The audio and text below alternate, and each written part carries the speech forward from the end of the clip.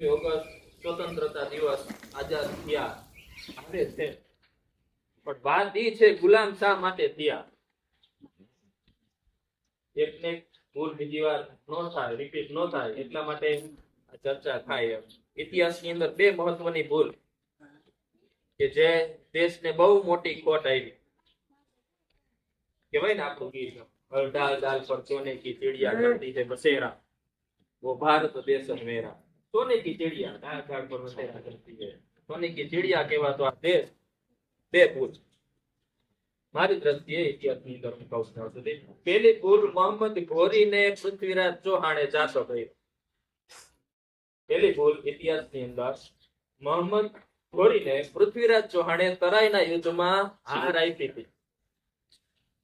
1151 હારી ગયો, જવા દીધો, છોડી મૂક્યો. એ બીજી વાર તૈયારી કરીને આવે છે, પૃથ્વીરાજ ચૌહાણને હરાવે છે અને અહીંયાથી સલ્તનત યુગનો પાયો આ દેશમાં નખાય. ત્યાં સુધી મુસ્લિમ સામ્રાજ્ય, મુસ્લિમ રાજા એની કોઈ વાત આ દેશની અંદર હતી નહીં. પછી ગુલામ વંશ, ખલજી વંશ, તુગલક વંશ, સૈયદ વંશ, લોધી વંશ, આખો સલ્તનત યુગ આવ્યો. પછી મુગલો આવ્યા. કેટલા વર્ષ સામ્રાજ્ય વિદેશી પ્રજાનું આપણે એવું કહીએ. અફઘાન હતી, ત્યાંથી આવેલી. સોને કી ચીડિયા દેશને લૂંટવાનું પેલું કામ એનું થયું. ખોખલો કરી નાખ્યો દેશ. બીજી ભૂલ, પછી અંગ્રેજ એક વ્યક્તિ, હોકિન્સ નામનો વ્યક્તિ ભારત આવે છે.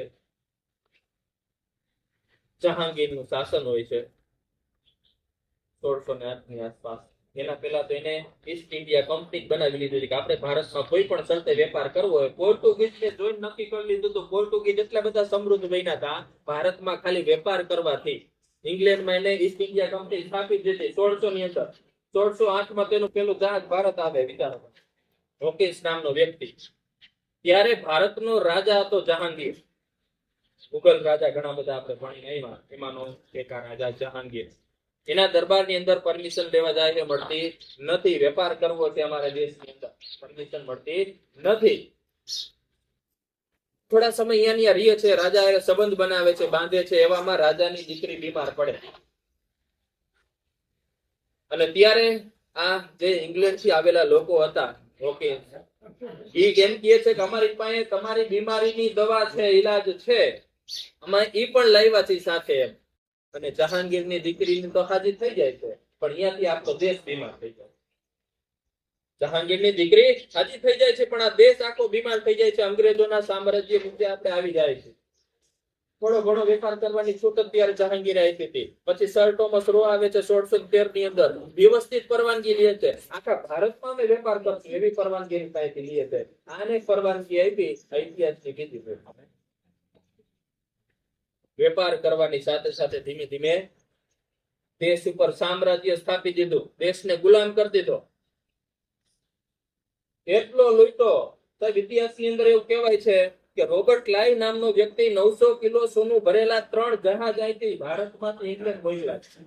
900 કિલો ભરેલા 3 જહાજ ભારતમાંથી ઇંગ્લેન્ડ મોકલ્યા હતા. આવો આ દેશ હતો, સમૃદ્ધ દેશ હતો. સોને કી ચિડિયા એટલે આ દેશ કહેવાતો, દરેક રીતે સમૃદ્ધ હતો. અને આ દેશને ખોખલો કરી નાખ્યો, પાયમાલ કરી નાખ્યો. એમાં ખોખલો નહોતો થતો ને એની એક બીજી ઘટના કહું. મેકોલો નામનો એક વ્યક્તિ ભારતમાં આવે છે. આપણે બધા કદાચ નામ જાણ્યું છે મેકોલોનો. ભારતમાં આવ્યો હતો, એને કાયદેસર હેતુથી જ આવ્યો હતો કે આ દેશને હવે કાયદેસર ગુલામ કેવી રીતે બનાવવો. હજી માનસિક રીતે તો આ ગુલામ બનતા નથી. એટલે અહીંયા રહીએ છે બંગાળની અંદર, કલકત્તાની આસપાસના ગામમાં મેકોલો રોકાય છે. ઘણા સમય માટે અહીંયા રહીએ છે, જોવે છે દેશની પદ્ધતિ શું છે. એમાં એક ગામની અંદર એક પોસ્ટ માસ્ટર, નાની ઉંમરનો, 20-25 વર્ષની આસપાસ કદાચ એની ઉંમર હોય એવો નાની ઉંમરનો છોકરો પોસ્ટ માસ્ટર હતો. આખી ચોકી એના અંદરમાં આવતી પોસ્ટો. અને એક મોટી ઉંમરનો 60-65 વર્ષની ઉંમરનો વ્યક્તિ, ઘરડો વ્યક્તિ, એ પ્યુન તરીકે અહીંયા કામ કરતો હતો. રોજ બહાર બેઠો હોય પોસ્ટ ઓફિસની બાજુમાં. મેકોલો જોવે કે પોસ્ટ માસ્ટર આવે છે, બહાર બેઠેલા પટાવાળાને રોજ કાયદે લાગે અને પછી અંદર જાય છે. આવું ઘણા દિવસ એને જોયું, પછી એનાથી રહેવાનું નહીં. એટલે ઓલા પોસ્ટ માસ્ટરને જઈને પૂછે છે, મેકોલો નામનો અંગ્રેજ અધિકારી વ્યક્તિ પૂછે છે એમ કે તમે આ તો તમારો પટાવાળો છે ને? તો કે હા. તમે તો પોસ્ટ માસ્ટર છો, આના માલિક છો, ચોકીના મેનેજર અત્યારે આપણે તેને કહીએ, ઈ પોસ્ટમાં છો, તમે એને પગે લાગો છો, તમે તેનાથી હોદ્દામાં ઊંચા છો.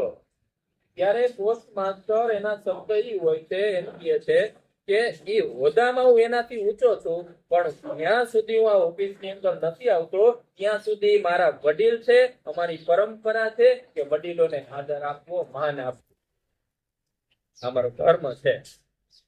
અને ઈ શબ્દ મેકોલાના મગજની અંદર ઘૂસી જાય છે, લાગી આવે છે. આખી રાત મનોમંથન કરે છે કે આ પ્રજા હજી પણ એના ધાર્મિક રીત રિવાજને વધારે મહત્વ આપે છે, એના ધર્મને વધારે મહત્વ આપે છે, એના ગ્રંથને વધારે મહત્વ આપે છે, ગીતાને વધારે મહત્વ આપે છે. રામાયણ મહાભારત એની અંદર છે, વેદો હજી ઘૂસેલા છે.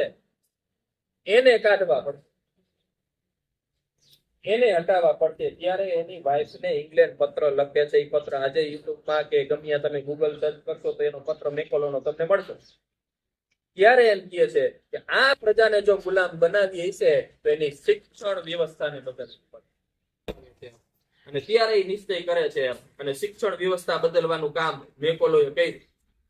અંગ્રેજી શિક્ષણ દાખલ કર્યું. બધા બ્રાહ્મણો જે આપણને જ્ઞાન આપતા હતા એને શિક્ષકો બનાવી દીધા. ડાયરેક્ટ હોદ્દો આપ્યો શિક્ષકનો. ઇતિહાસની અંદર આવું નથી પડતું કે વ્યવસ્થિત સાંભળવા વાંચ. અને ત્યારથી હોદ્દાનું મહત્વ વધી ગયું.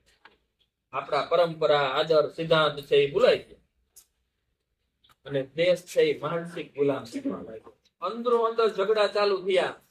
નહીતર 200 વ્યક્તિ આવડા દેશ ઉપર શાસન 200 વર્ષ કેવી રીતે કરે? ગુજરાત જેવડું ઇંગ્લેન્ડ દેશ ઉપર 200 વર્ષ શાસન કર્યું, આપણે ગુલામ રાખ્યા. 100 વર્ષ તો કાયદેસરની ગુલામ. શા માટે? ભણેલો વર્ગ જ અંગ્રેજોને સાથ આપતો હતો. એ સમય અંગ્રેજી શીખેલો વર્ગ જ અંગ્રેજો હારે ઉભો હતો, એની સાથે નોકરી કરતો હતો, એને ચળવળમાં સાથ આપતો હતો. સૈનિકો બધા આપણા. ઓલું કહેવાય ને, જંગલમાં લાકડા કાપવા માટે હથોડો આવે, જંગલ રોવા માંડે, વૃક્ષો રોવા માંડે. તો કઈ તેની વાત જ કઈ હથોડો એને પ્રશ્ન કરે છે, વાતા પૂછે કે આ તો લાકડા કાપવા પરંપરા છે, હથોડો કાપે છે, પેલી વાર થોડું કઈ છે તમે રોવો છો એમ. ત્યારે વૃક્ષો એમ કહે છે કે રોય છે એટલા માટે, તું લાકડા કાપે છે એનો વાંધો નથી, હાથા અમારા હે, ઈ વાંધો હે. લાકડાના હાથા હે અને જંગલને કાપે. એટલે દેશમાં આજ બન્યું છે. અંગ્રેજો આરે તકલીફ નથી. હાથા કોણ હતા? અંગ્રેજોને શાંત કેને આપ્યો? ભારતના લોકોએ આપ્યો. ત્યારે 200 વર્ષ એને આપણા ઉપર શાસન કર્યું. આપણે ઈ પણ ન સમજીએ. એનું કારણ વિદેશી શિક્ષક.